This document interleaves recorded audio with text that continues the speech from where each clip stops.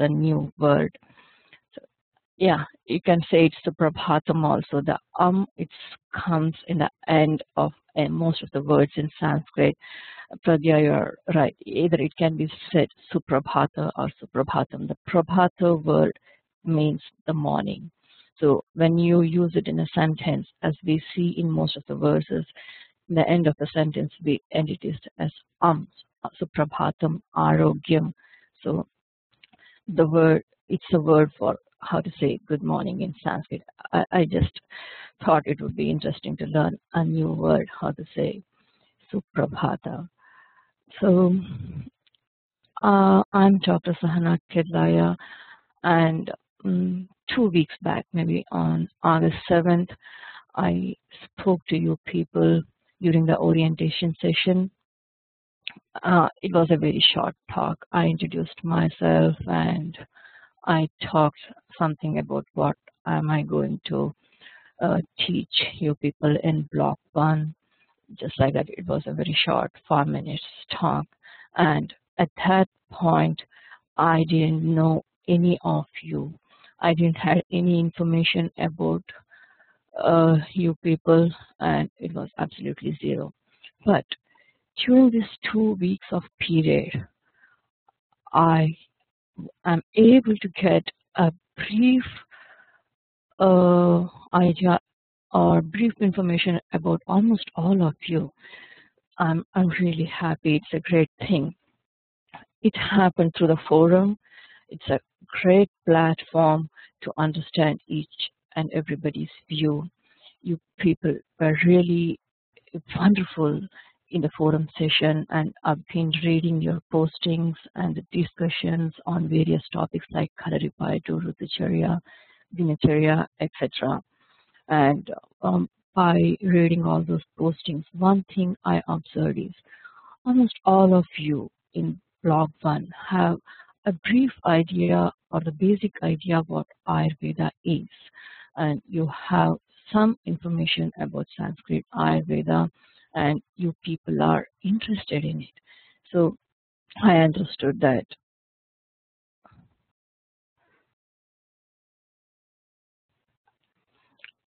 And I understood that you people are here to expand your knowledge with the Ayurveda.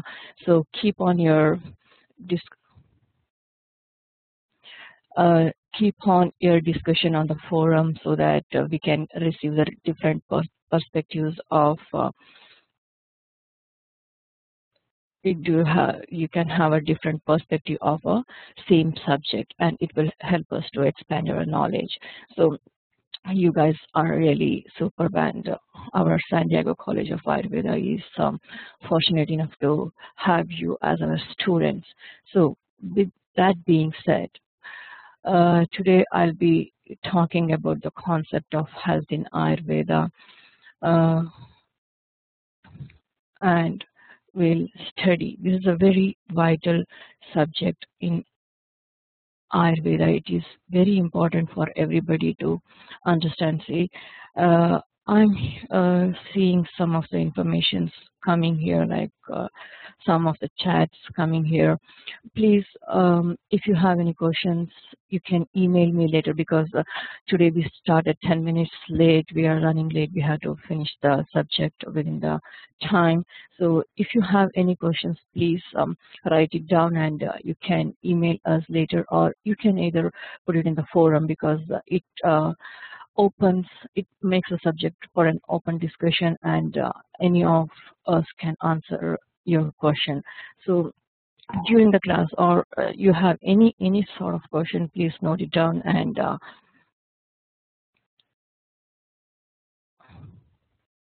okay, and Monica ji is saying that she can take the questions after the class, or you can post it in the forum, or you can mail us any sort. So as we are running a little late, so I'll directly jump into the subject.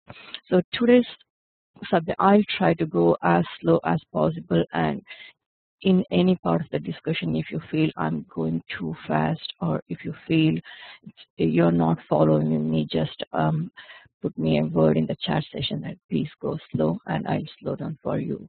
Okay.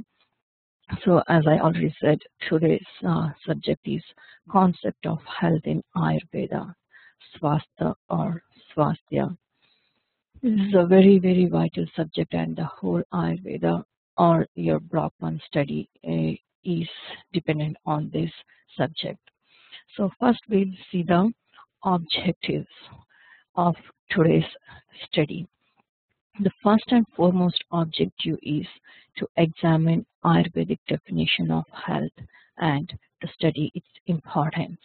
So to go any further, first and foremost thing is to understand, to study, and to examine what health means according to Ayurveda, and also to know its importance. So each health system, maybe it's an allopathic health system or it's a Chinese health system or a chiropractic or acupuncture, they have their own definition for health. Among that, what makes the concept of health told in Ayurveda unique? How it outstands from all other definitions or all other concepts that we'll study in the importance. The next objective is the Swasthya protocols. So in this we'll study the procedures, what we have to follow to maintain the health, the rules, the regulations, or the properties attributed to the health according to Ayurveda. The third objective is to study the benefits of maintaining the balanced health. Today, being in this materialistic world, all of us think, it's a human tendency to think that what am I going to gain out of this? Before we start any work, it is the first question comes to everybody's mind. How am I being benefited by this? If I do this, what is the ultimate result or what I'm going to gain out of this? So we can't help it. It is the nature of human beings to think in that way. So we'll fulfill that objective also. So after studying how to maintain the health and all, we'll see what are all the benefits of maintaining a balanced health or maintaining a healthy state. The last but not least, the very important object is to know the importance of manas, the mind, and indriyas, that is the motor and sensory organs in the maintenance of health. This is a very vital point which makes the concept of Ayurvedic concept of health unique from the concept of health told in other sciences. This is a very vital part. We'll study each of these one after the other. So this slide is a Sanskrit glossary. As I already told, the knowledge of Ayurveda has been documented in Sanskrit language. So it becomes very essential to know at least some Sanskrit words and to understand their meaning to study the Ayurveda or to understand the concept properly. So this chart gives some commonly or the most frequently used terms in this today's topic. It's the swastha or health. So and its English equivalent meaning. The first word is swasthya or swastha. We can say it's a meaning health. Swasthya is health, and another term, related term to this word which we come across is swastha, which means a healthy person or a healthy state. So there is a difference between swasthya and swastha. If you take this Y off, it becomes a different word. That means a healthy person. If you add a Y in between H and A, it becomes swasthya. That means the state of health. Then another word, it's a common, I'm pretty sure most of you know this word by now. It's a dosha. So one of the three humors of the body is a vata, pitta, kapha. We'll come across this term. Another term, I think you know this term also, that's the dhatu, the 7 bodily tissues or the bodily tissue systems. So the dosha is considered as more functional, and The dhatu is considered as the most structural aspect of the body. Another word we come across is the sharirika, that's the physical, and the manasika, which means the mental or the psychological aspect.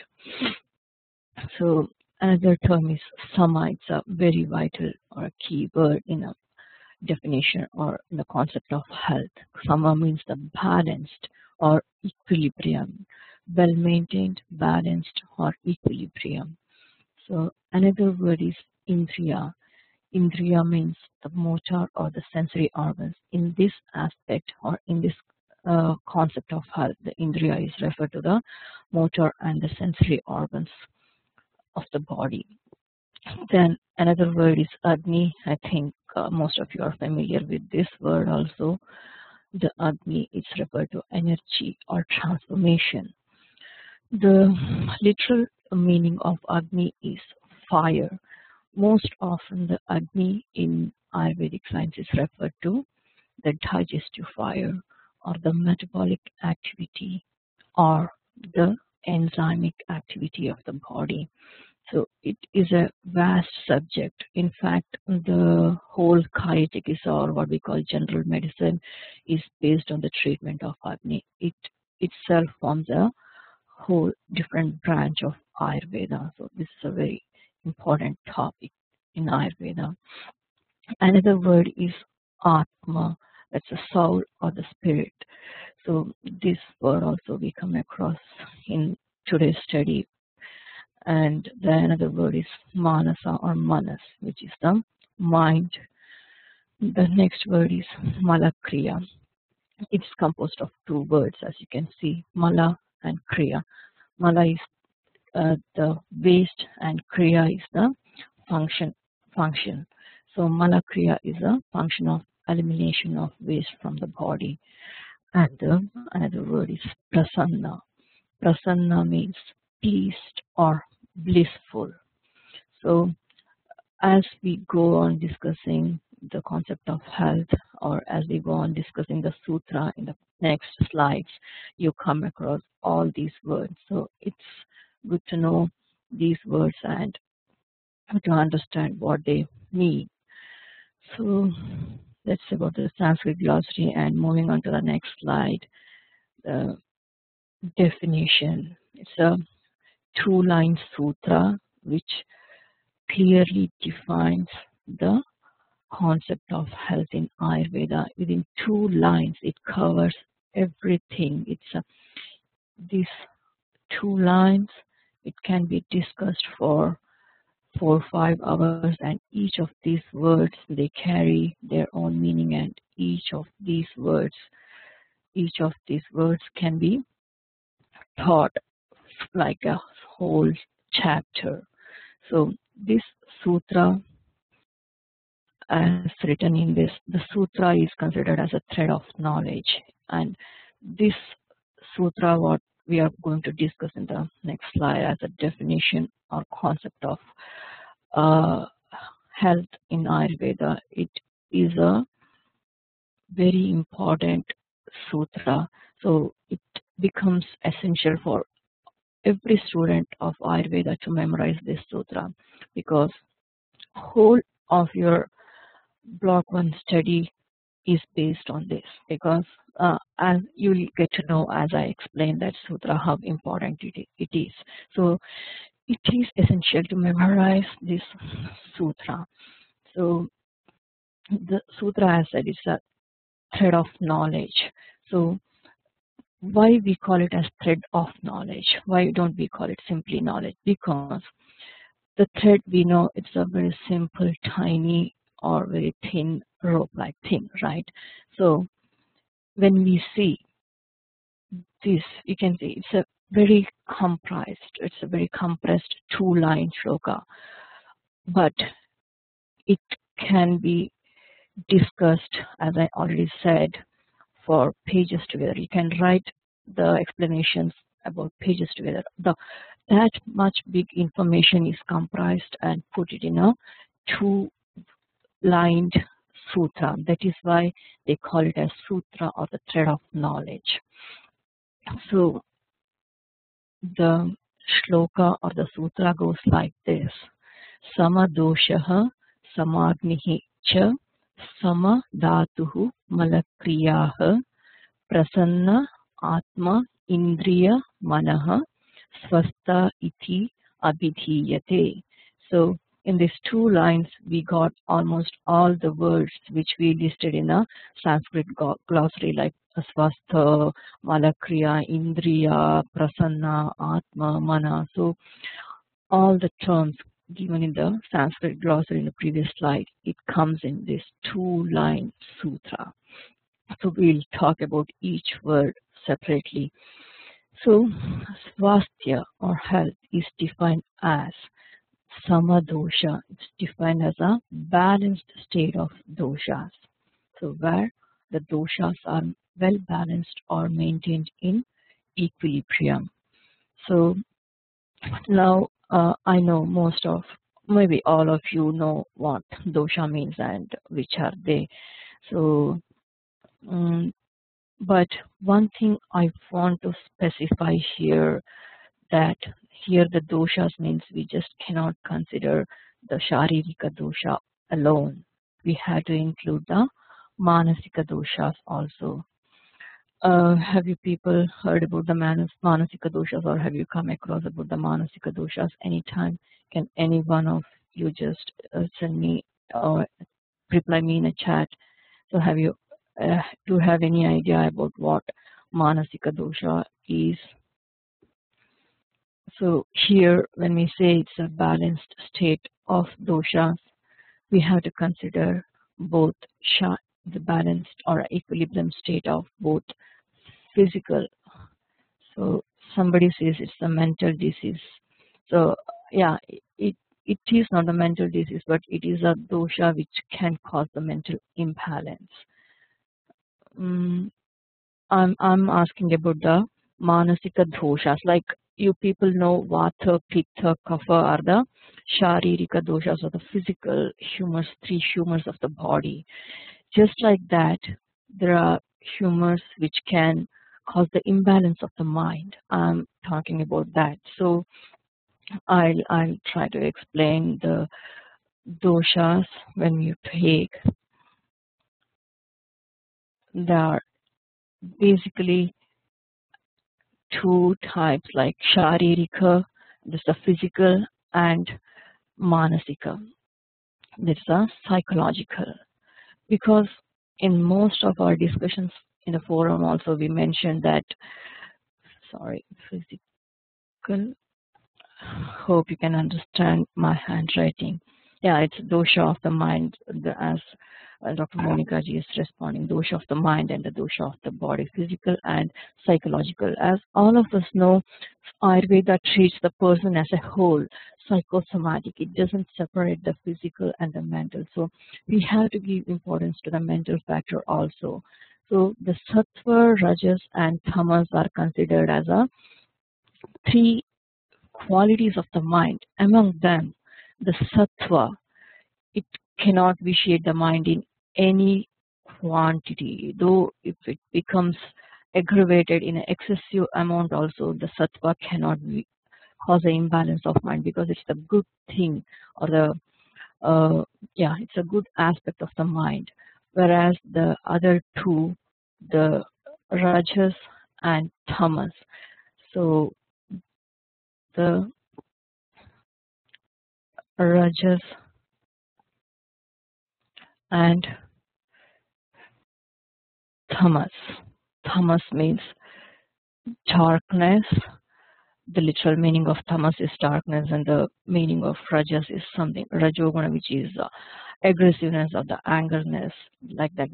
We'll talk about in a Sankhya 101. This is more related with the philosophical aspect, but here at this point I want you to know that the doshas, the balanced state of doshas, means not only the balanced state of vata, pitta, kapha, it also means the balanced state of the manasika doshas, that is rajas and tamas. So that is what I want you to understand at this point. So continuing with our definition slide, the health. The next word comes, there is a samadhatuhu. Samadosha. So sorry, the next word coming there is a samadnihi. So here the balanced or the equilibrium state of both sharirika and manasika doshas. And the next thing is a sama agni, the balanced state of the Agni or the metabolic activity or the enzyme. So Agni is given utmost importance in Ayurveda. Even Sushruta, one of the famous authors of Ayurveda, he says Bhagavan Agni. He mentions Agni as a god. It maintains and sustains the life. It is a tejas. So it's the energy of the transformation. So this Agni, as I already said, itself is a whole it's a whole vast subject, and it comprises the whole branch called Kaya Chikitsa. The first branch, the Kaya Chikitsa, is dependent on the Agni Chikitsa or maintenance of the Agni. So Swasthya is the state where this Agni is well balanced or well maintained. The Samadhatu, it's the balanced or well formed state of the dhatus. So I'm sure you people know now what dhatu is. There are 7 in number, like rasa, rakta, mamsa, meda, asti, majja, and shukra. These 7 dhatus are more considered as a structural aspect of the body, whereas the doshas are considered as a more functional aspects of the body. So it's a state, health is a state where all the 7 dhatus are well formed and balanced. The next word coming here is malakriya. That is, mala is, as I said, it's a waste, and the kriya is a process of elimination. So it's a state where the malas are properly formed and eliminated from the body. So that completes the first line here.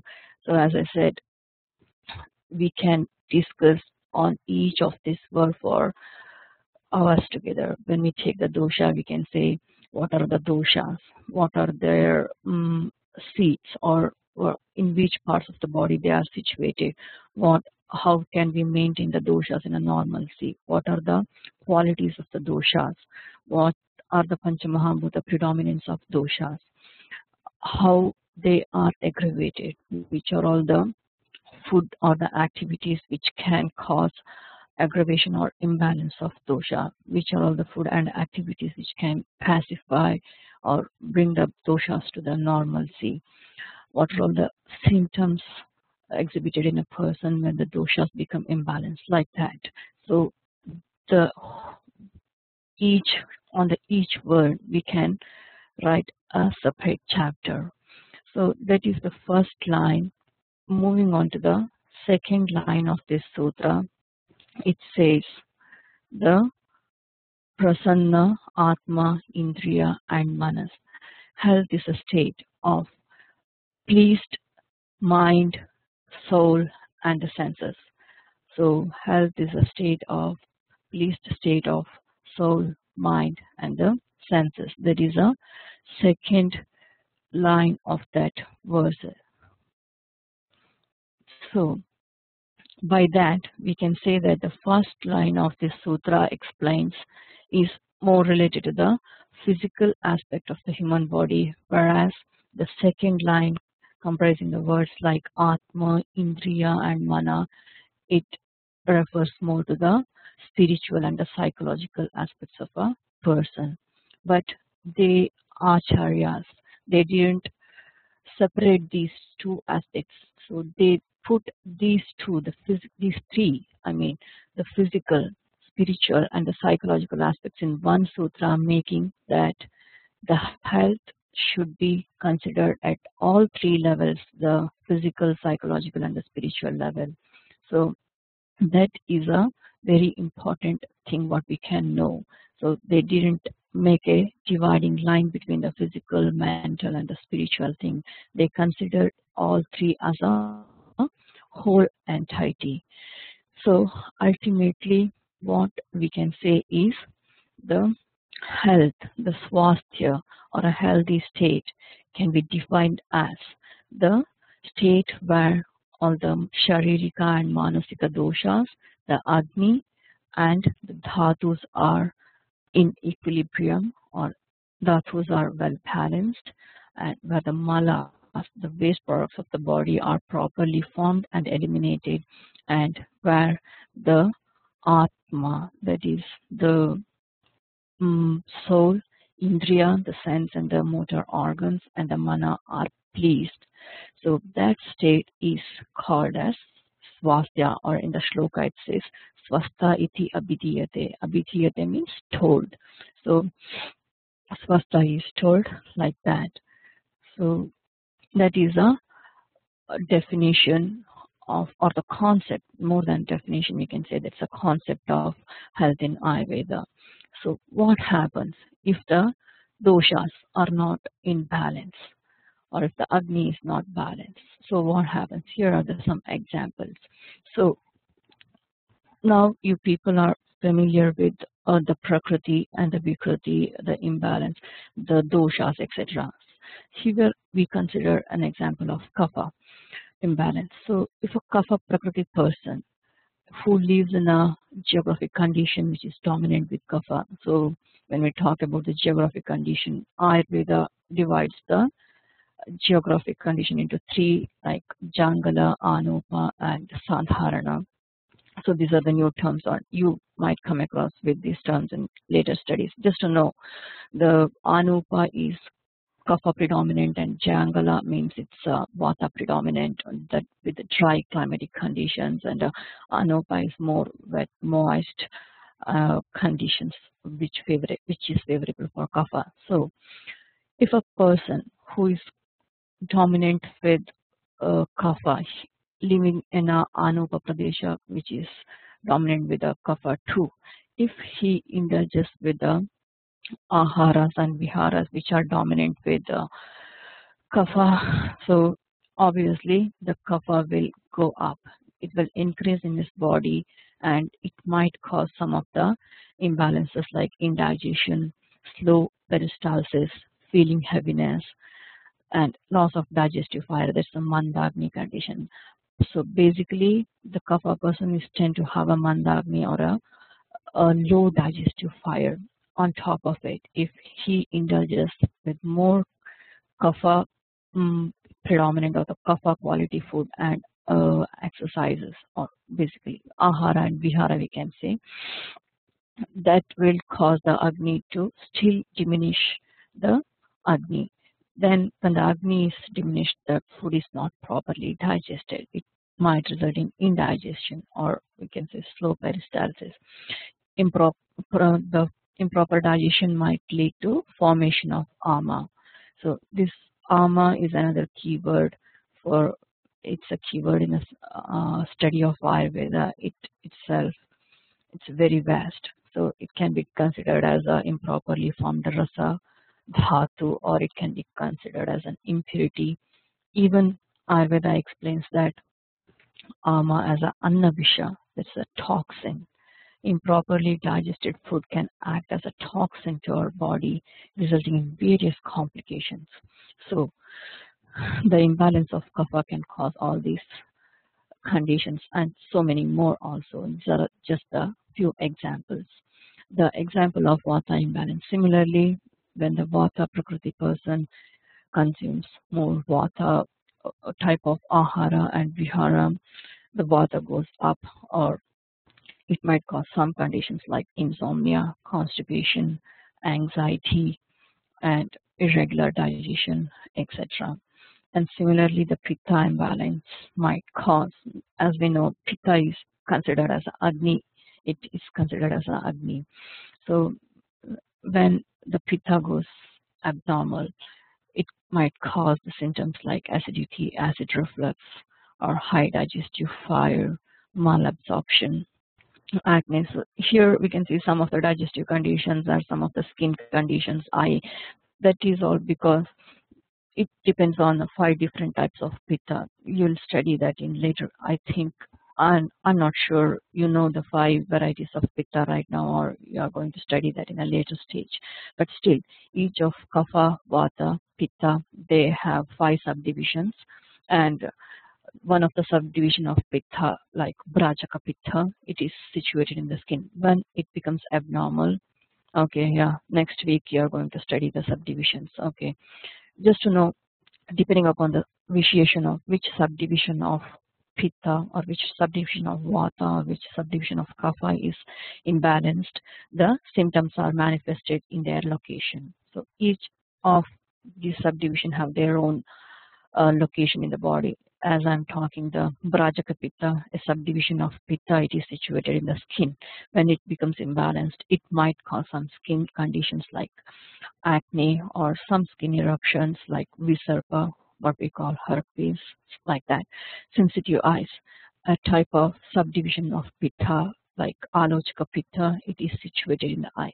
When it becomes imbalanced, the person might experience burning sensation in the eyes or dryness of the eyes, like that. So depending on the aggravation of type of subdivision, the various symptoms can manipulate.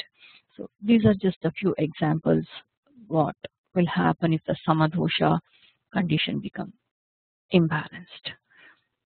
So here are the few examples of the imbalanced mala, like IBS, indigestion, heaviness, gas, or the bloating, lack of sweating, excessive sweating. So the 3 malas are considered as the stool or the feces, the urine, and the sweat. These 3 are considered as the 3 malas of the body.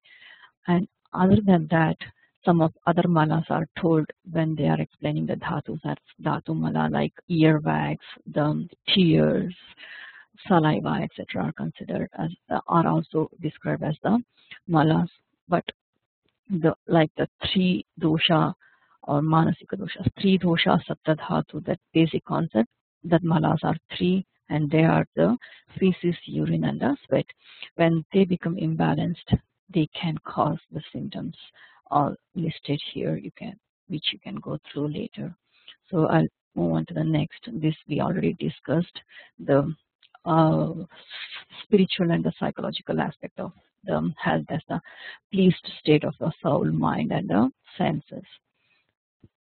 Moving on to the next, the practicability of this health. So in the definition, we study the theory of concept of health. Next comes, how should we achieve and maintain the swasthya according to Ayurveda? After knowing the concept of health, next thing is to implement them. How we can implement that concepts, and how can we achieve and maintain the healthy state?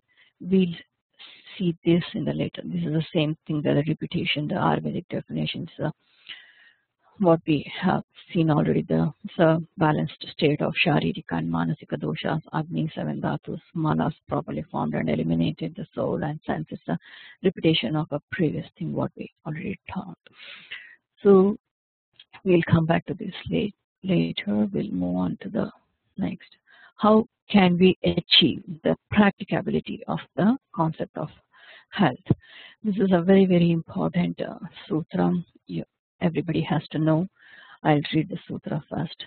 Nityam hita ahara vihara sevi samikshakari vishayeshu asaktaha data samaha satyaparaha kshamavan aptopasevi cha bhavati arogaha. Here the term aroga is used for swastha. Roga is considered as some imbalanced condition, and aroga is a opposite word, or we can say roga is the opposite word of roga state. That's a opposite word of imbalance. That's a balanced state of health.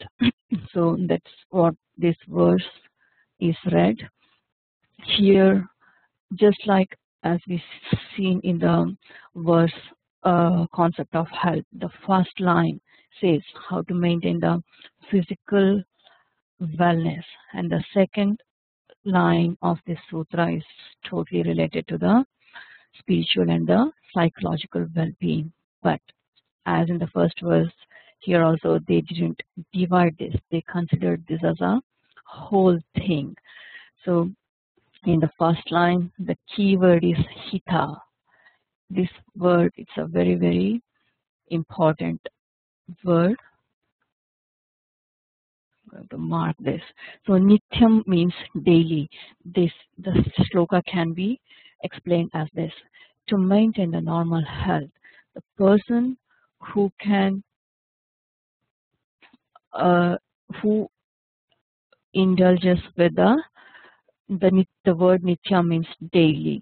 The person who daily indulges with the ahara, that's the diet conditions, and the vihara, that's the exercises or activities. Activities more appropriate. So the person who indulges with the hita, diet, and activities. So hita means suitable or compatible. I said this word is a key factor in this sutra because, as all of us know, we are made up of different prakritis. So one which is compatible for a person A might not be compatible for the person B because their constitution are different. So if somebody says, if I eat some gram or say lentil, it's good for me, but it might not be good for the other person. So this hita word is totally a subjective thing, and we have to analyze our constitution to know which is hita for us and which is not hita, which is not compatible or which is not suitable for us or not. So we cannot set a diet regimen which is universal. So this is totally subjective, and we have to figure ourselves which is more suitable for us and which is not suitable for us. So that is why I said this hita is a very, very important key factor in maintenance of the health. So the person who knows his constitution and who knows which is good for him, which is hita for him, which is compatible for him, and he indulges with only that ahara, that's a food dietary habit and activities, who is samikshakari. I'll go to the next slide which explains that. Here it is. So it's a translation of that sutra, who follows a suitable as a compatible for one's dietary, one's prakriti, one's constitution. The person who follows a suitable and disciplinary diet and physical habits depending upon his constitution. And go back again. Vishayesh Samikshakari, who is capable of thinking good, who is capable of differentiating between the good and the bad deeds. So it is also important to differentiate between the good and the bad things. And Samikshakari Vishayeshu Asaktaha, one who is not too much attached to the materialistic world and one who is not putting the senses to overuse. Like here are some examples: overstimulating the five working senses, like watching too much TV or having too much sex or eating excessive food or video games or doing overuse of our senses. So one who is not doing that, that is the meaning of Vishayeshu Asaktaha. These are the things to maintain our physical imbalance, to eat the dietary regimens which are compatible to us, and to follow the activities which are compatible to one's constitution, to having the ability to differentiate between the good and the bad, and not overusing our senses. So if we follow this, we can maintain the balanced state of the physical aspect. The second line goes, Data Samaha Satyaparaha Shamavan Aptopasevi. So Data Samaha means one who involves in the charity work, like donating and treating all the individuals equally. That's the equivalence of the individuals, charity, etc. Satyaparaha, one who is truthful, follows the path of truth. Aptopus, Shamavan, one who is having a great gift of forgiveness, one who can forgive the mistake of others. So, and one who follows the good advices given by the wise person, they can achieve the mental health. So, hygienic condition, who follows a very serene or the hygienic condition, so they can maintain the psychological and the spiritual. So what happens, Datasama, when we give something to somebody, don't we feel the happiness inside? So that's what, if the that's how we can achieve the psychological and the spiritual happiness. Next we'll come to the benefits of maintaining the healthy state.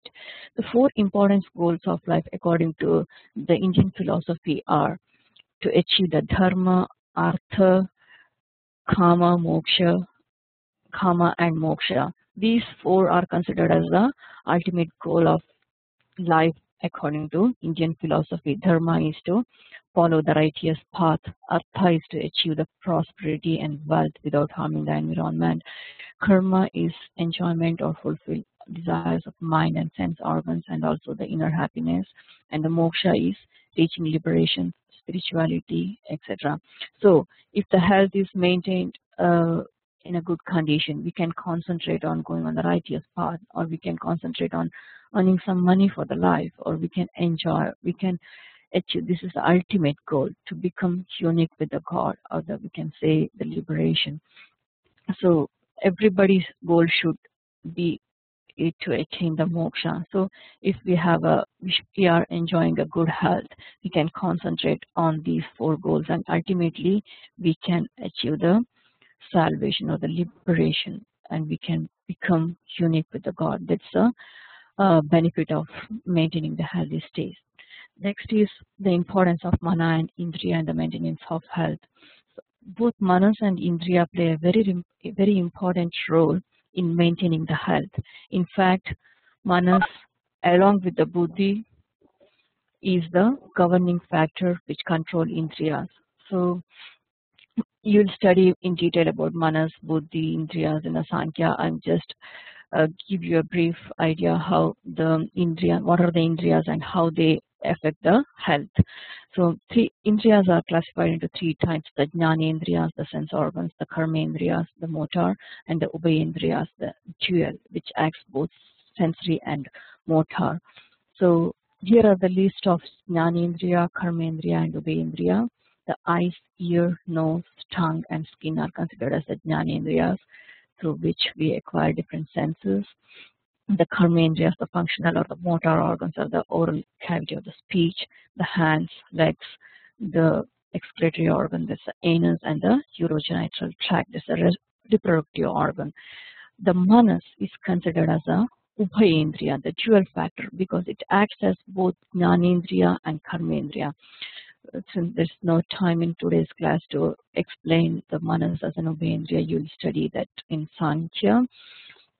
This chart shows the sense organ, their subject, the panchabhautika element, which is predominant in each of these sense organ, and the excessive indulgence and decreased indulgence. When we use this sense organs in excess or in decrease, it causes the imbalance of the doshas and dhatus, and it will lead to the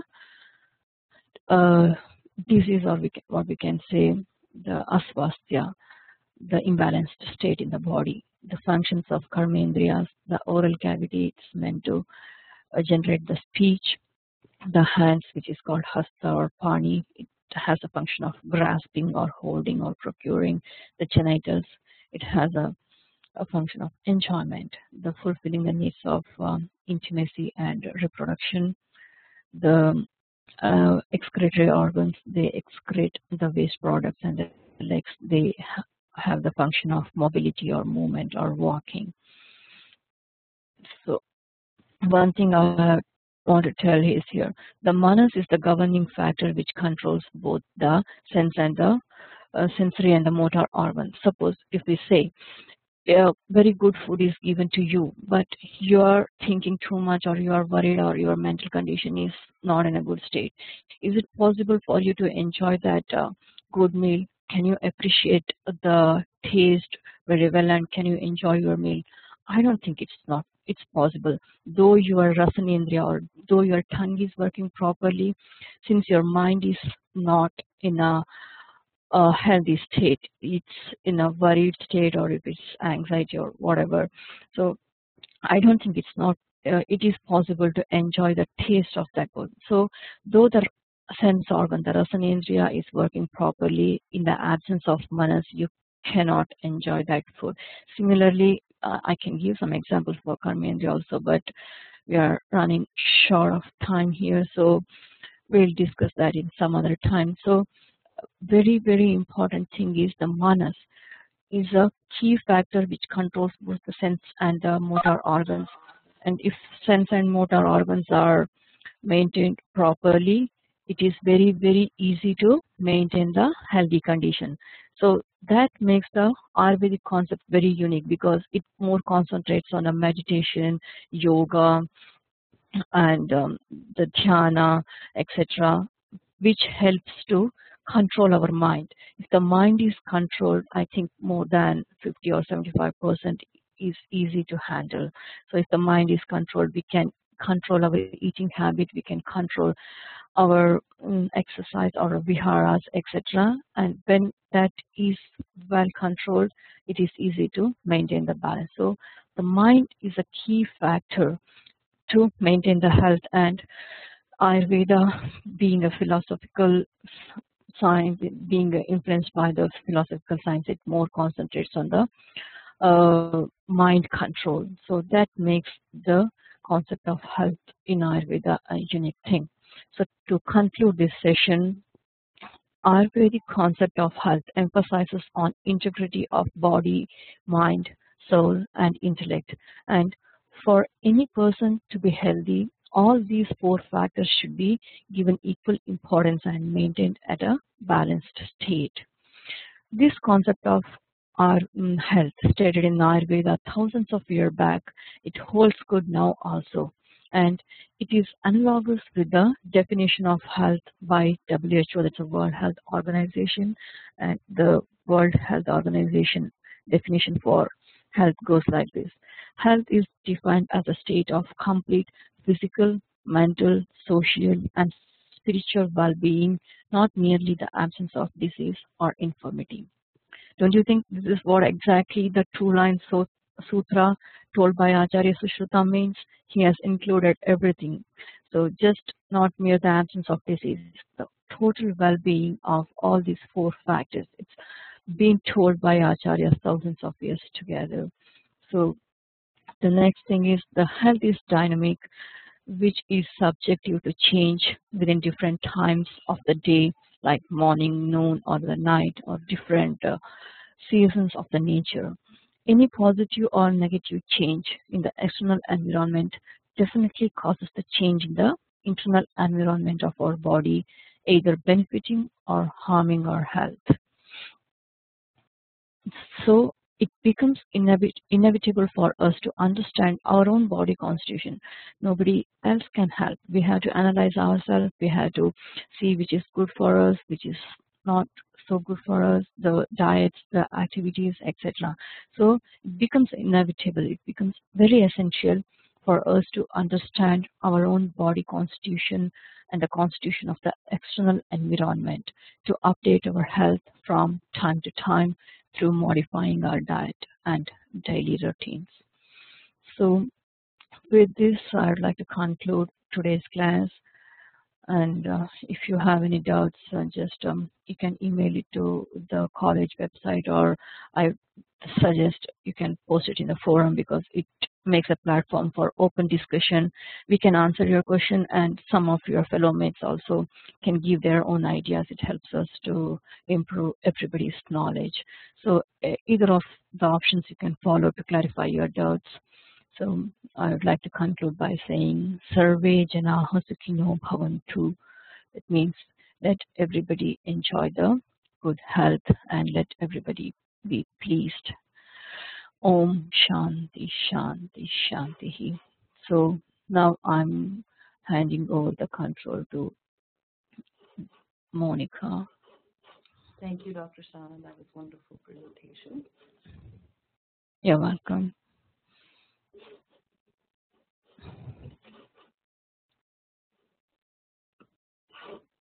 Okay, so this is a good time to ask any questions. I'm just going to go through all the slides one more time because a few people joined late.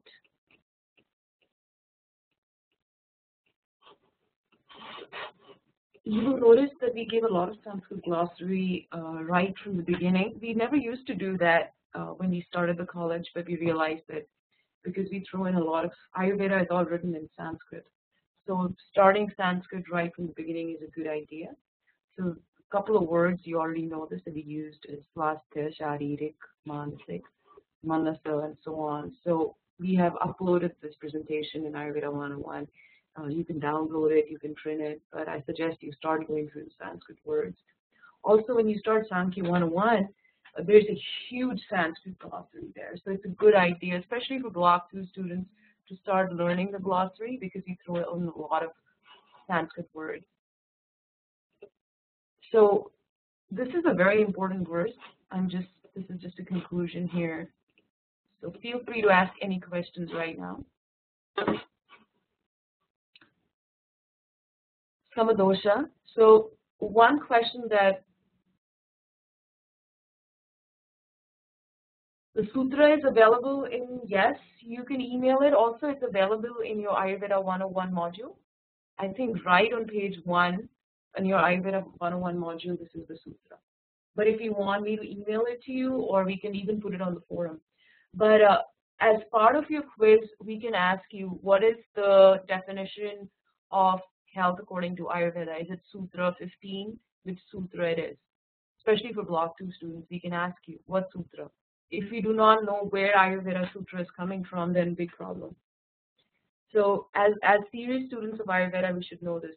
Entire 100-hour, in fact, I would say even internal Kaya Chikitsa is based on this sutra, Samadosha. Now, do we mean that both the Pitta and the Kapha and the Vata should be balanced in all of us? Is that what we mean by Samadosha? I'm asking you. What does that mean? When we say Sama, balanced state of doshas, that means we should have 33.3% of Vata and 33.3% of Pitta and 33.3%. So what does it mean, Scott? What does it mean, balanced state of dosha? Does anybody want to answer that? I'll give you the. Absolutely. Absolutely. So we all have a unique balance. We all have a prakriti. So Stacy, you are a Vata Pitta, right? So in summer, your Pitta becomes high. In winter, your Vata becomes high or Kapha becomes high. So your balanced state would be, if you are 60% Vata and 30% Pitta and 10% Kapha, that is your balanced state. So when you have a Vikruti, so Prakriti is your constitution, Vikruti is deformity or a problem, then it's whatever the percentage of Vata, Pitta, Kapha, we need to get that into balance. So we find out the Prakriti, then we find out the Vikruti. So how do we find it out? In the beginning, we use a questionnaire, and what is the facial type, what is the body type, how is the digestion, and so on. We find out the state of Aadmi. In Block 1, we're just concerned with finding out our Prakriti and our state of Aadmi. In Block 2, we go ahead and start finding out about Dhatu and Malakriya, and I'm going to take that forward after this presentation. So everybody has a unique balance. Finding out our unique balance is important. And this unique balance keeps on changing with time, with environment, with our lifestyle, even changing countries. So, Ayurvedic Jyotish or Vedic astrology gives a lot of importance on environment as well. Similarly, Ayurveda, where the country that we live in, what is the karma of the country we live in? I give you an example. Has anyone been to India? So India has, it's pretty hot, it's tropical, it's humid, right? And India is ruled by Saturn, and Saturn is slow. So it doesn't matter how fast you want things to happen. Things just happen slowly. So health system is very slow. It takes its own course. And also from place to place, it's different. And you would be surprised that, you know, you cross the border from United States to Tijuana or Mexico, which is just 30 miles from my house. But you enter the border and the energy changes. The environment changes because people are different. The karma is different. Balanced state is different. And wherever we move, you know, our body is moving, it's dynamic. So a place also has a dosha. We talked about that, you know, not just we have a dosha, the time has a dosha, the season have a dosha, and the place and the environment also has a dosha. So if I'm a kapha type, I'm a kapha pitta. If I were to go in Florida, which is extremely hot and extremely humid, it's not good for me because even though it's hot, it's really, really damp. And is dampness good for kapha? Yes, so somebody's saying the train schedule is slow in India. Absolutely true. So the dampness is not good. Hot and dry is amazing for kapha, but California is hot and dry. It will aggravate both vata and pitta depending on where you are, near the ocean or more towards the desert. So everything has a dosha. When we say a balanced state of dosha according to our constitution and what is normal for that season and what is normal for that place. If you are a vata and you know you are eating healthy, you're eating according to your dosha plan and you're eating compatible foods, but you're going early in the morning or evening near the ocean when the winds are very high and you're doing cycling there, it doesn't matter how good you're eating, that is still going to affect your dosha. So our balanced state of doshas, our balance also is changing according to the season, according to the time of the day, according to our environment, according to our lifestyle. Does it make any sense? So when we are saying the sama dosha, balanced state of dosha, we are taking into account our personal balance and also where we are at it in our lives. You know, if we are at the kapha stage of life, the pitta stage of life, or vata stage of life. If you have somebody who is in their 50s or just entering 50, now vata energy comes into play. It doesn't matter how pitta you are, how strong you are, the vata energy is drying and it's light. So it starts affecting your mind just a little bit. Maybe the bones start hurting just a little bit, some dryness comes. So your personal balance has changed because you started aging. Does that make sense? No, it doesn't make sense. Yes? No? So sama dosha is a balanced state of dosha. I have seen the students get confused. We try and understand this balanced state of dosha is ever dynamic. It's changing. Now, I think, Olga, you're in the East Coast. So if you're living in the East Coast, it's different. If you're living in the West Coast, it's different. What country you're living in, what season. I was just talking to somebody from Canada the other day in Montreal, and they said it's really, really been hot and it's unheard of for it to be really, really hot in Canada. It's always really cold. So that will throw their balanced state of doshas out of balance, even though it's summer and it's supposed to be hot. So the changing seasons are very, very important as well.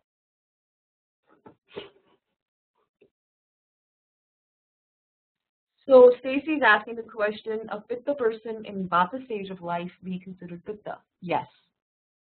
A pitta person in vata stage of life is still pitta, but they're influenced by vata. Now vata resides, the main energy vata resides in the colon. So it means it's beginning to naturally become imbalanced. And I think we talked about this last time, that vata, when a dosha goes out of balance, the first dosha to go out of balance normally is vata. Why? Can somebody answer that? Why is the first dosha to go out of balance is vata? Yes, vata is supposed to move.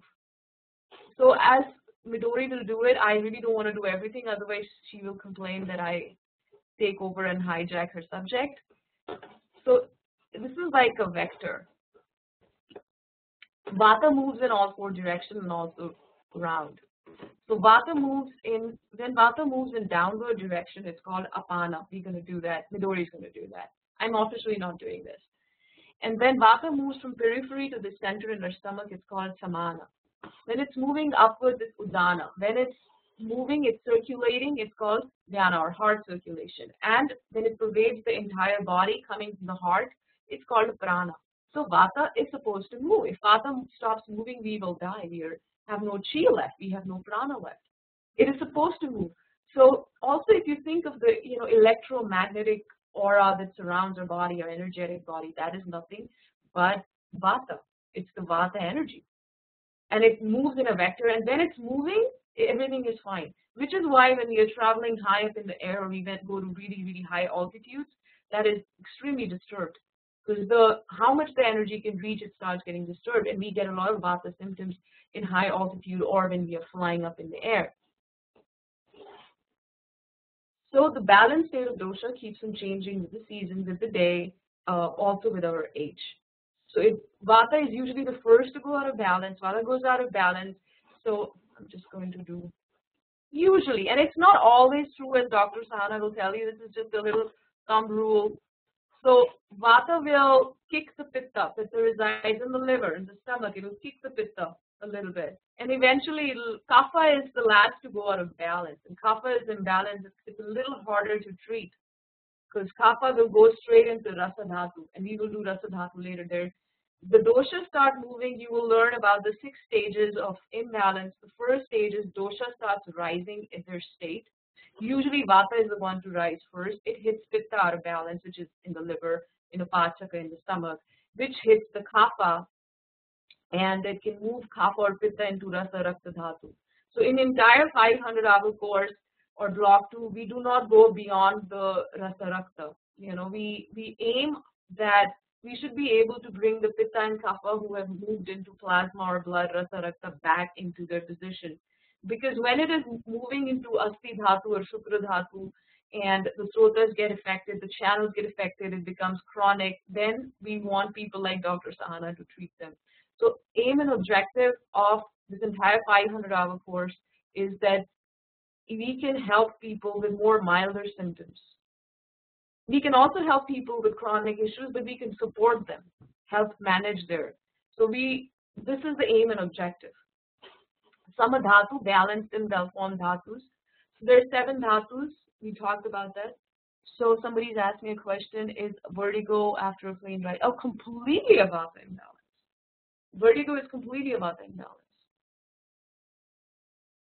You would be surprised. I was in Mexico and I never eat fruits. I find them too cold. I have to heat and make my fruits into chutney and so on and so forth. And I was fasting one of these days. I ended up eating lots and lots of fruit and salad. At the end of the day, I had vertigo and I was fainting, and I kind of knew what a Vata imbalance. I've never had a Vata imbalance in my head. And I had ended up eating potatoes and pasta for dinner, which is not good for me, just to balance that Vata in my head. Too much, because all the fruits, most of the fruits, not avocado, they're made of the space element and the air element. So even I'm a Kapha, and so much air and space element shouldn't imbalance me, but I had too much of salads, raw salads, again made of air and space element, and it went straight to my head as well. Vertigo, a lot of nervous disorders are related to Vata too, simply because Vata is all movement. Yes, the Laghu, it's made of air and space element. So there's 6 stages of manifestation of disease, and we say now your kapha is out of balance. But how did the kapha come out of balance anyway? So the first stage of disease, that's all I'm talking about today, is the vata pitta kapha that resides in different parts of the body starts rising. For example, I'm going to give you an example from Mexico because I just got back from there. Every day, I think I wrote this in the forum, I was seeing people who had really high Tikshna Agni. Everybody eats so much chilies, so much hot salsa, so much red meat, all of these, so much sour foods, tamarind, which is usually, it's a little bit is fine. but so much of it, and they're also eating not at the Agni time. Agni is highest when the sun is high, around 3, and every single day. So it didn't matter. I had Vata, Pitta, Kapha, Vata, Pitta, Vata, Kapha. All these people come to me. Everybody had gastritis and imbalanced Agni. Extremely high Agni or extremely low Agni mixed with high Agni, or irregular Agni, because of eating so many chilies and sour food and all the Pitta aggravating foods. And then a lot of them had Kapha issues, so when you keep on doing it day after day, year after year, so the dosha will rise out of its place and move into dhatus. So the first thing to balance is always dosha, followed by Agni, followed by dhatu, followed by mala. So in this course, we are just focused on dhatu and mala. And so you have the case study block 1 form, in which we find out our dosha, our Agni, and what in block 1. And in block 2, the case study block 2 form is we find out the dhatu and how is the mala are, and if somebody has ama or not. Hypertension could be vata or pitta, depending, because mostly hypertension I would attribute to pitta, mostly pitta. But yes, vata usually have a lower blood pressure, and if you look at a vata person's pulse, it's so light it actually disappears when you press it too hard. And pitta will have, especially at a certain, pitta should not get angry, because sometimes pitta are also ruled by Mars. And anger and heat, it affects the heart, it affects the blood pressure. So we have certain herbs that are given for hypertension as well. So hypertension is pitta, hypo is more vata.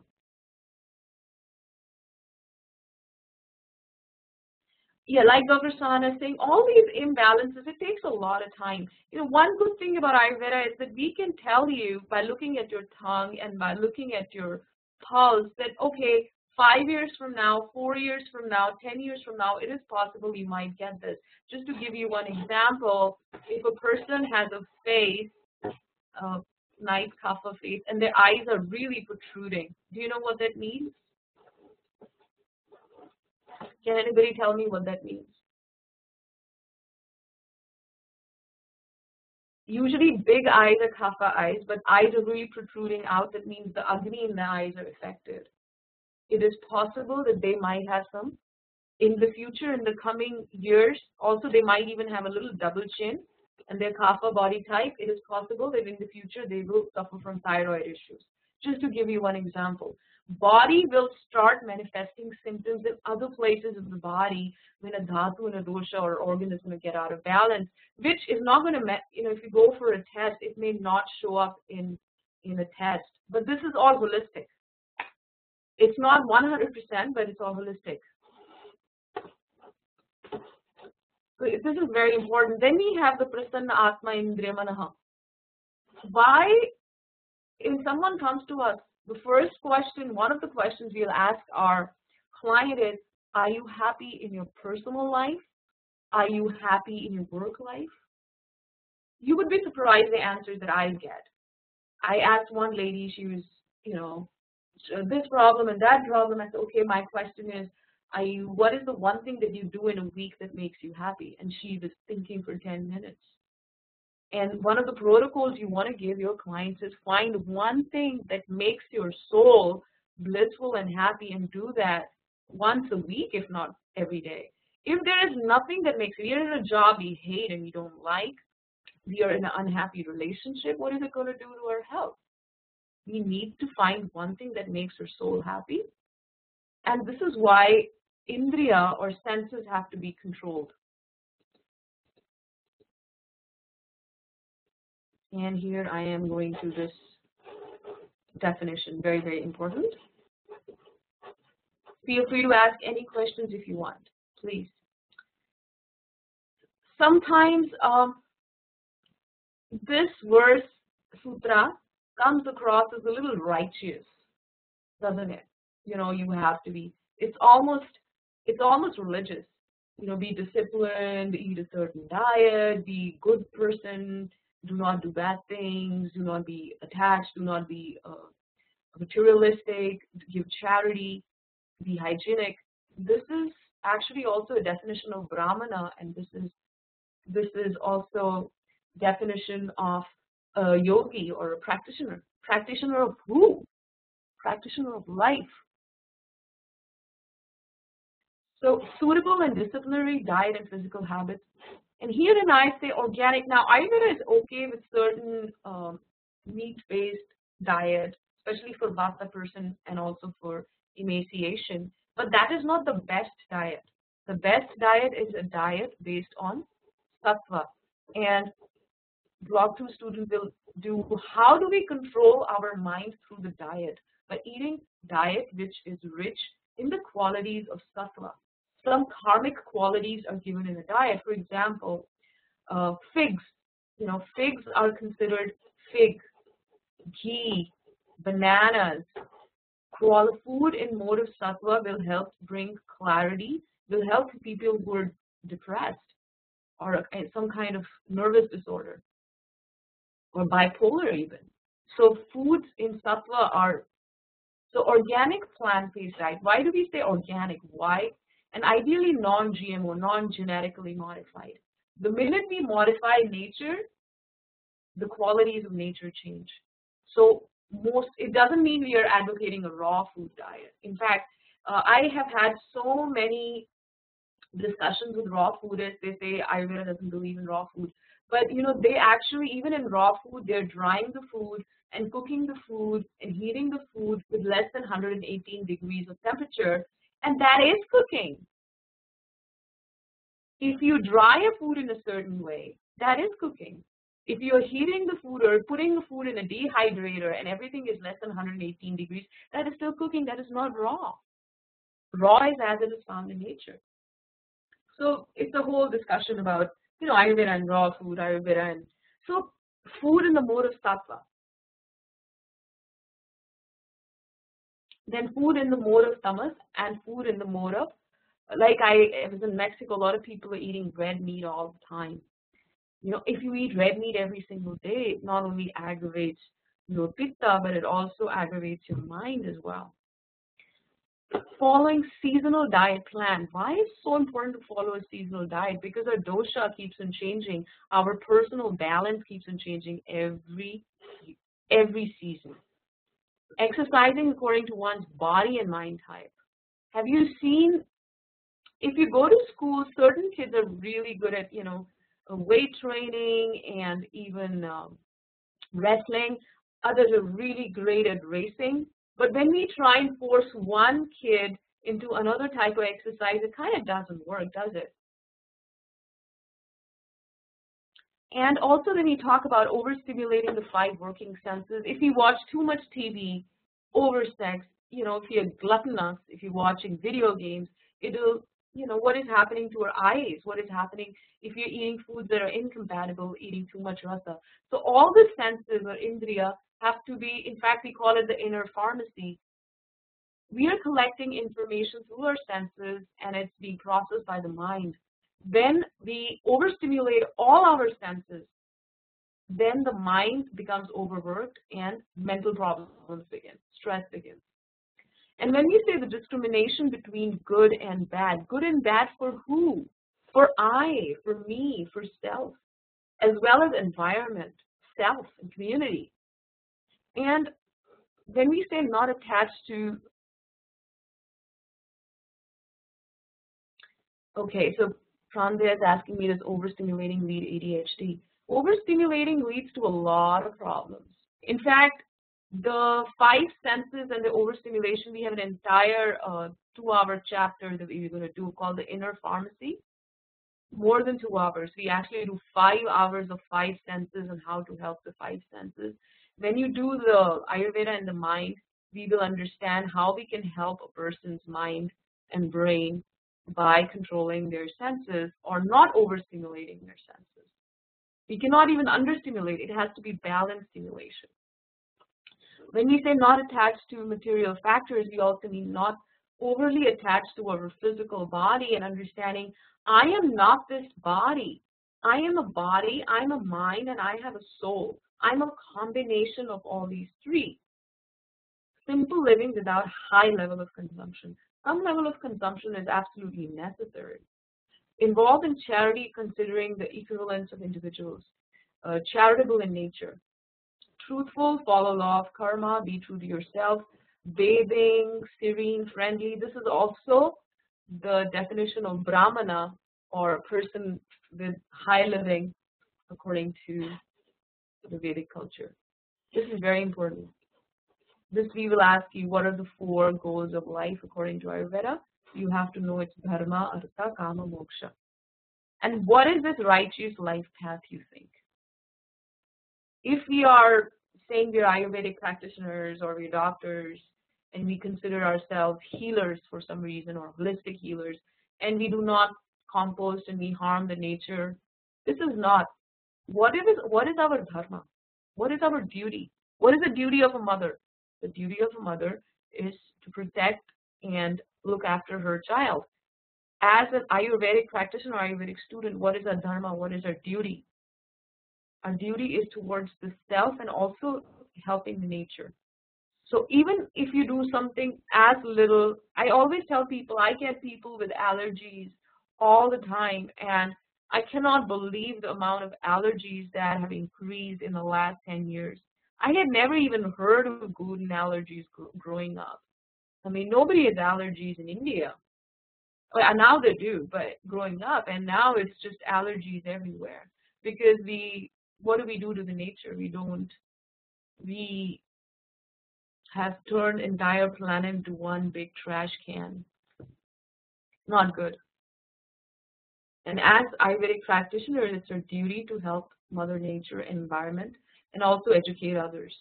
And also to achieve prosperity and health without harming environment and without harming others. To fulfill the desire of mind and sense organs, but not overusing the senses. Then moksha, reaching liberation, spirituality, and becoming unique with God.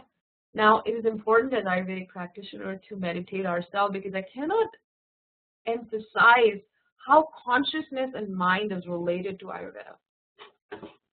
I just met with a very wonderful Dr Kulreet. She's going everywhere in Oprah Winfrey show, and also she's been in Dr. Oz, and she has taken it as a personal mission to spread Ayurveda. I'll send you her YouTube video. And she's a neurologist. She's based here in San Diego. And she practices 3 hours of meditation every single day. And she has such a busy schedule. And we were just talking about the role of consciousness and how the Western medicine does not understand the role of consciousness and our intention. But you and I, if you're going to be practicing Ayurveda and helping others, and it's our duty to help others as well as ourselves and our family and our community, we must practice the art of being conscious. Yes?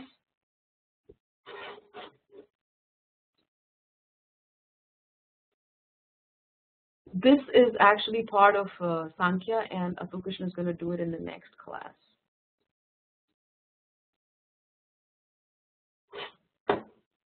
Any other questions?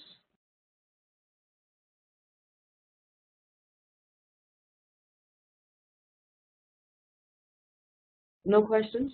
So you have 2 homework assignments. Assignment number 1. Okay, fine, no problem. Assignment number 1 is that you will, the Sankhya philosophy, you will read Unit 1 and Unit 2 from Sankhya. Because you're studying Sankhya. And you will also read the Tridoshas 101, Chapter 1. And your first test, Ayurveda 101, is going to go live this week. You are welcome to take the test this week. Okay? So from Sankhya 101, read Chapter 1. And you can also read the Shad Darshana, or the 6 perspectives, from your textbook if you want. and the Tradoshas 101. So we are starting both Sankhya and Tradoshas simultaneously. Pandit Atul Krishna is going to do Sankhya and Tradoshas by Midori and the subdoshas. Now it's going to become really, really heavy duty. So we start what are Tradoshas with the sub kinds of dosha starting this week itself. So be ready. And block 2 students can stay here. I'm going to be talking about the Sapta Dhatu. And block 1 students are welcome to leave. Thank you very much.